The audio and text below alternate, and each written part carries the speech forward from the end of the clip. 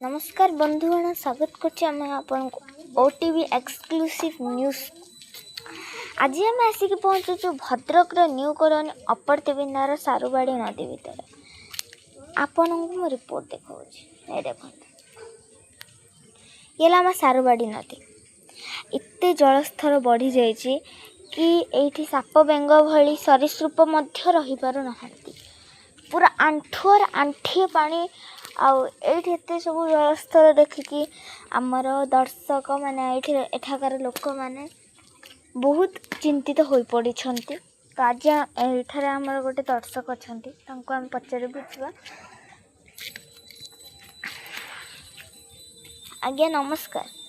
आज्ञा नमस्कार। आपण को ना कौन? मो ना हूँ साई सृष्टिक नायक। अच्छा, ये जो सारुबाड़ी नदी एटार एत जलस्तर वृद्धि तो कलानी, आपण को किसी चिंता होची?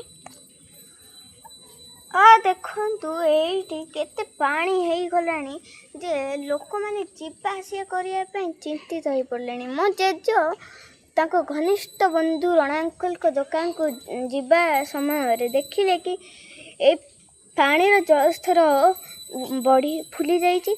तेणु सी सीधा दौड़ी पलैले घर को आउ बिछणारे शोई पड़े।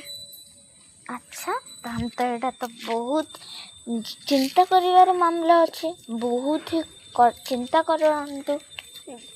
जा भी हो सरकार टिके आम उपर भल ये देखी जाती। ये जलस्तर जो ये पानी ये अच्छी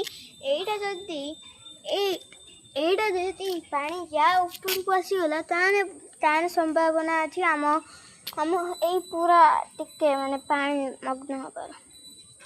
अच्छा, ताहाने ये जो जलस्तर पाए आपणक मनरे एते सब चिंता भरी रही,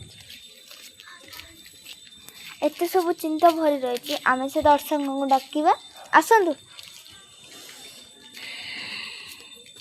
तो आपणक जलस्तर पर एते सब चिंता बढ़ रही। आपण आउ किछि दे पारिबे एग्जांपल सरकार को दबा पाई? देखि पार्थिबे आपण ए जो घर अछि आम ए घर भड़ा दे के रहउछु। आ जो ए घरडा ए घरडा मो गोटे सांग गोकुल भाई रो। आ ये गोकुल भाई घर या भीतर गोटे साइकिल अछि से आम सीधा सड़क आपण देखि देबा चाहूछु। एबे टिके जलस्तर बढ़ी से सब बेले केवल साइकिल को धरिकी शोचंती, हगुचंती, पानी पीउचंती, मुतुचंती। एणिकी